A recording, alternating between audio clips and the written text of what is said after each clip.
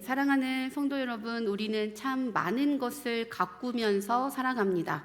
집을 가꾸기도 하고, 몸매를 가꾸기도 하고, 또 건강을 위해서 운동도 하고, 좋은 음식을 먹기도 합니다. 또 집에 작은 화분을 하나 두어도 물을 주고 햇빛을 보여주면서 정성스럽게 돌본다는 것이죠. 그런데 정작 우리가 가장 많이 가꾸어야 하는 것을 때때로 놓칠 때가 많습니다. 그게 바로 우리의 마음입니다. 성경은 우리의 마음을 지키라 라고 말씀합니다. 왜냐하면 생명의 근원이 마음에서 나오기 때문이다 라고 말씀하기 때문이죠. 우리가 살아가면서 삶의 어려움을 느낄 때도 있고 또 당할 때도 있습니다. 사기를 당할 때도 있고 몸이 아파서 누워 있을 때도 있다는 것이죠. 그런데 사기를 당해 돈을 잃어버리고 몸이 아픈 게 문제가 아니라 사실 우리의 마음이 상해버렸기 때문에 그게 문제가 되어서 번아웃이 되는 것입니다. 이처럼 마음은 너무나 우리가 중요하다라는 것을 깨닫게 됩니다. 성경에서 말하는 마음은 히브리어로 레브라고 읽습니다. 이 마음은 나의 의식, 감정, 그리고 생각을 담은 그릇, 그리고 심령, 영혼을 머무는 곳이라고 히브리인들은 생각했습니다. 그래서 그들은 마음이나 생각을 담는 그릇으로 보았다라는 것이죠. 그래서 이 마음에 무엇이 담겼느냐에 따라서 너무나도 중요하다라고 생각했습니다. 그래서 내 마음이 누구의 활동 무대냐에 따라서 하나님의 보화가 담기기도 하고 하나님의 진노의 대상이 되기도 한다라고 보았다라는 겁니다. 그런데 문제는 이렇게 마음이 중요한 줄 알지만 이 마음이 우리 눈에 보이지 않기 때문에 이 마음을 살피기가 어렵고 또 이 마음을 키워나가는 것은 더더욱 어렵다라는 겁니다. 애어른이라는 말이 있습니다. 몸은 어른인데 생각과 마음은 유치원 수준의 사람들을 가리켜 하는 말입니다. 문제는 이런 사람들이 요즘 세상에 너무 많다라는 것이죠. 사역을 하면서 가장 힘든 것은 마음이 자라지 않는 성도들 때문에 참 힘들 때가 많습니다. 지금 우리 담임 목사님이 교회를 세우시기 위해서 몽골에 가 계시지만 어느 교회나 또 선교 여행을 떠나면 마음이 상해서 오는 경우가 너무나도 많다라는 것이죠. 그런데 문제는 영적 전쟁 때문에 마음이 상했다라고 하면 이해가 되는데 내 마음이 성숙하지 못해서 오는 상함이 사실은 더 많다라는 겁니다.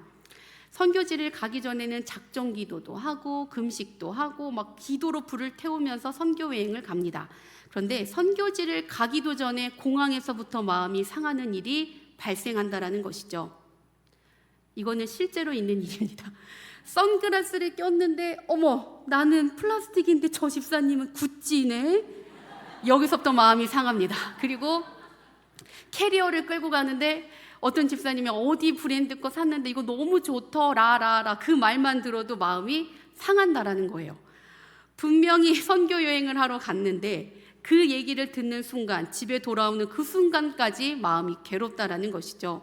뭐가 문제입니까? 바로 비교의식과 열등감으로 인해서 상해버렸기 때문에 선교 여행을 떠나는 목적을 상실해버렸다는 겁니다. 그래서 어떤 교회 담임 목사님은 선교 여행을 갈 때 미리 전에 알바를 해라. 그래서 구찌를 사든 샤넬을 사든 사라. 그리고 신발 신고 올 때 뾰족 구두 신고 와. 이렇게 얘기하시는 분들도 있더라는 거죠.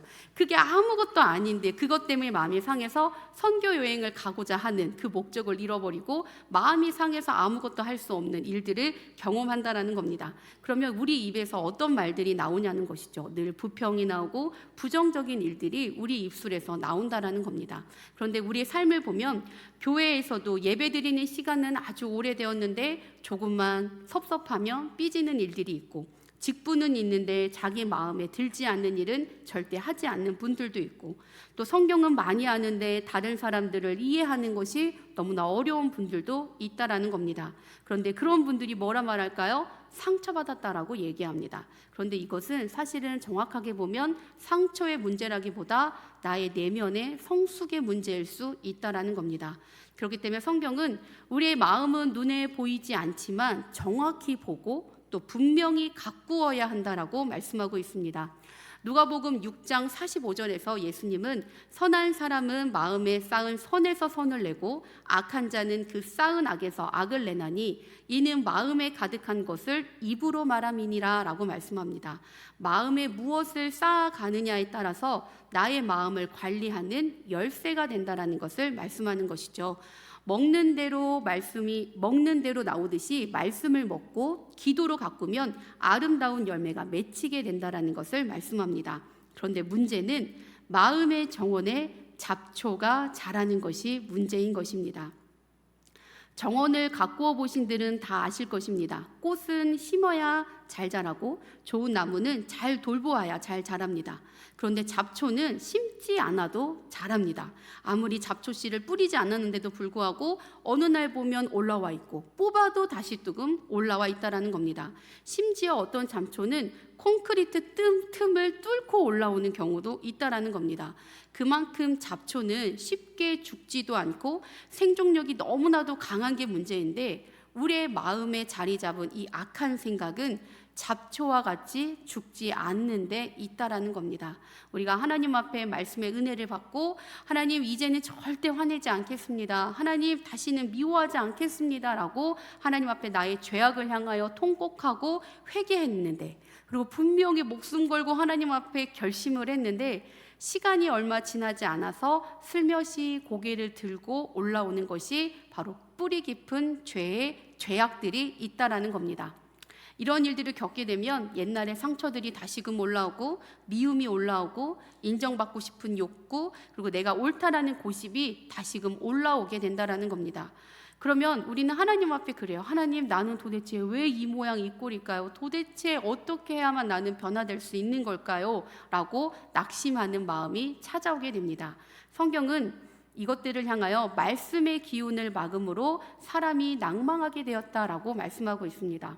저도 마찬가지입니다. 저도 신호초에 사기를 당해서 정말 길바닥에 나앉을 수밖에 없는 상황을 마주했습니다. 그래서 저는 그 모든 사람을 다 용서했고 오히려 그것보다 더 많은 것을 배웠기 때문에 나는 괜찮아 라고 늘 생각을 했지만, 이와 비슷한 일을 경험하면 제 속이 뒤집어지기 시작합니다. 막 속에서 막 어떻게 할 줄을 모르겠어요. 그리고 하나님 앞에 기도해요. 하나님, 잃어버린 것보다 하나님이 더 많은 것을 주실 줄로 믿습니다 하고 기도합니다. 근데 문제는 현실이 그렇게 안 돼요. 그 기도가 쉽게 빨리 안 돌아오는 거예요. 현실적으로 자꾸만 어려워지고, 더 많이 주실 줄 알았는데 왜 그 모양만 주시는지, 애기 조금만 주시는지, 그런 일들을 경험하게 되면 제 속에서도 이 평안함이 깨지고 뒤집어진다라는 거죠. 그리고 나를 사기친 그 인간 이러면서 생각이 제 안에서도 온다라는 겁니다. 그런데 참 이거를 언제까지 싸워야 하는 것인가 참 고민될 때가 많아요. 주님 오실 때까지 싸워야 되는 것인지, 아니면 주님 오시는 게 더디다면 내가 주님께 가는 게 더 빠를 것 같으면 주님 가는 그날까지 반복해서 싸워야 해야 되는 것인지 참 고민될 때가 많다라는 겁니다. 그런데 중요한 것은 주님의 은혜 안에 머물게 되면 순간순간 넘기게 되는 시간들이 있다는 거예요. 그런데 그럴 때 우리가 성장되어 간다라는 것이죠. 그래서 우리는 성령의 강력한 은혜 안에 머물러야 하는 이유가 여기 있다라고 말씀합니다. 베드로후서 3장 18절을 보면 오직 우리 주 곧 그 구주 예수 그리스도의 은혜와 그를 아는 지식에서 자라가라라고 말씀합니다. 우리가 성장해야 하니까 억지로 자신을 변화시켜야 되는 것이 아니라 그리스도 은혜 안에 계속 머물면서 그 은혜를 알아갈 때 자라가는 것이다 라고 말씀하고 있다는 거예요. 그래서 성장은 결심만으로 이루어지는 것도 아니고 은혜 안에 머무는 사람에게 하나님께서는 성장의 열매를 맺게 하신다라는 겁니다. 그래서 우리는 항상 은혜가 머무는 곳에 있어야 한다라는 겁니다. 그래야 나를 변화시키고 나를 성장시켜 가시는 하나님의 은혜를 경험하고 우리가 점점 변해져 간다라는 것이죠. 자, 그러면 하나님은 왜 우리의 마음을 잘 지키라 이렇게 명령하실까요? 바로 하나님은 우리 마음의 정원에서 꽃이 아니라 열매를 찾으시기 때문입니다. 무화과는 열매가 아니고 꽃이에요. 그래서 무화과처럼 꽃으로 자랑되기보다는 바로 하나님은 열매가 있는 나를 원하시기 때문이다라고 말씀합니다. 그래서 요한복음 15장 8절에 너희가 열매를 많이 맺으면 내 아버지께서 영광을 받으실 것이요 너희는 내 제자가 되리라 라고 말씀합니다. 바로 주님께서 우리를 부르시는 이유는 꽃만 피우기 위해서가 아니라 열매를 맺기 위함이다라고 말씀하는 것입니다. 우리 신앙에는 꽃과 같은 것들이 참 많습니다. 사람들에게 인정받는 것, 직분을 받는 것, 그리고 기도를 잘하는 것, 사역을 많이 하는 것, 그리고 좋은 평판을 얻는 것, 이 모든 것이 귀합니다. 그러나 이것이 신앙의 최종의 목적은 아니라는 겁니다. 물론 꽃은 향기도 있고 아름답고 귀하기도 합니다. 그러나 꽃은 그 안에 생명이 없다는 게 문제입니다. 그런데 열매는 투박하고 향기는 없지만 그 속에 생명이 있고 미래가 있다는 겁니다. 여러분, 열매를 한번 보십시오. 작은 씨앗과 같기도 하고 어떨 때는 그냥 이렇게 동그란 모양 같지만 그 열매를 보면 그 안에는 수많은 나무들이 감추어져 있다라는 겁니다. 그래서 내 속에서 예수의 생명이 있으면 수많은 열매가 맺힐 수 있는 가능성이 있기 때문에 하나님은 우리에게서 꽃이 아니라 열매를 찾으신다라고 말씀합니다. 그러면 누가 이 사실을 가장 잘 알까요? 바로 사단이 너무나도 가장 잘 안다라는 겁니다. 그래서 사단은 어떻게 해서라도 꽃만 치우고 빨리 시들도록 우리를 그렇게 유혹한다라는 겁니다. 성령의 불을 받는 것은 사단이 어떻게 할 수가 없습니다. 그런데 한순간 불타오르다가 순식간에 식어버리게는 할 수 있다라는 것이죠. 그래서 늘 사단이 하는 행동은 우리 안에 어떠한 마음에 하나님을 향한 사랑과 헌신과 그리고 너무나도 뜨거운 마음의 열정을 준다면 그 주는 거는 하나님이 주시는 것 때문에 어떻게 할 수가 없어요. 그런데 그것을 활짝 피우게 해서 빨리 떨어뜨리게 하고 빨리 식어버리게 해서 하나님에게서 믿음으로 떨어지게 하고 열매를 맺지 못하게 하는 데 있다는 데가 있다는 것이죠. 그래서 늘 이 부분을 우리는 늘 분별을 해야 합니다. 우리나라는 1970년, 80년, 90년도에 굉장히 은사가 붐을 일으켰습니다. 그런데 여러분, 은사는 참 좋은 것입니다. 그런데 은사를 잘 사용할지 모르기 때문에 이것이 사단의 밥이 되어버린 경우가 너무나도 많았습니다. 은사를 처음 받으면 그 은사를 잘 활용할 수 있을 때까지 사실 훈련을 받아야 합니다. 그런데 이것을 사실은 여러 목사님들이나 성도분들이 잘 몰랐어요. 그런데 지금은 은사를 받으면 한 10년 정도는 훈련을 받아야 한다라고 이야기합니다. 그리고 10년 정도 훈련을 받은 다음에 그거를 잘 활용할 줄 알게 되면 그제서야 교회 안에서 덕을 세우기 위해서 사역해야 한다라고 이야기합니다. 그런데 이 훈련이 없으면 교회들마다 판단하고 정죄하다가 끝이 난다라는 것이죠. 그러니까 나중에는 이 은사 때문에 나중에 어떤 일이 일어납니까? 은사 사역 하지 말아라 하는 일들이 일어나게 된다라는 겁니다. 많은 분들이 은사 사역이 있게 되면 은사가 있게 되면 서로 싸우기 시작해요. 대표적으로 고린도 교회가 그랬죠. 너만 은사 받았냐? 나도 은사 받았어. 너만 예언 있어? 나도 예언 있어. 너만 방언해? 나도 방언해. 하면서 서로 정죄하고 그리고 너는 너무 교만해. 이걸로 끝이 난다라는 거예요. 그래서 결국에 싸움으로 끝나기 때문에 하나님께서 은사를 주셔서 교회 덕을 세우고 사람을 세우는 열매를 맺도록 주셨는데 열매는 다 떨어져 버리고 싸움으로 시들어 버리는 경우가 너무나도 많다라는 겁니다. 그런데 더 큰 문제는 많은 사람들이 열매를 맺고 싶다라고 말하지만 실제로는 사람들한테 인정받으려 하고 과시하고 싶은 마음 때문에 꽃만 활짝 피우기를 원하는 데 있다라는 겁니다. 사실 꽃은 열매 맺기 위해 존재하는 것인데 우리는 자꾸 꽃의 영광만 누리기를 원한다라는 것이죠. 그러나 하나님은 꽃만의 영광이 아니라 원하시는 열매가 있는데 그 열매가 세례 요한은 회개에 합당한 열매를 맺으라라고 말씀하고 있습니다. 바로 삶의 변화를 요구했다라는 것이죠. 삶의 변화는 요한복음 12장 24절에 내가 진실로 너에게 이르노니 한 알의 밀이 땅에 떨어져 죽지 아니하면 한 알 그대로 있고 죽으면 많은 열매를 맺느니라 라고 말씀하고 있습니다. 바로 사람들의 관심에서 내려오고 나의 고집과 나의 자존심을 내려놓을 때 그리고 내가 죽은 자로 살아갈 때 삶의 변화가 있다라고 말씀하고 있습니다. 나의 마음의 에너지가 완전히 없어져서 납작 엎드려 하나님을 바라볼 때 그때 변화가 찾아온다라고 말씀하고 있다라는 것이죠. 그때 신앙의 돌파가 이루어지는 것입니다.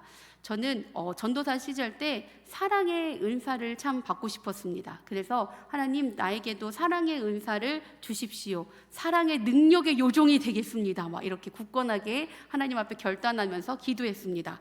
그랬더니 치사하고 더럽고 자존심 상하는 일을 수없이 만나게 되는 것을 경험했습니다.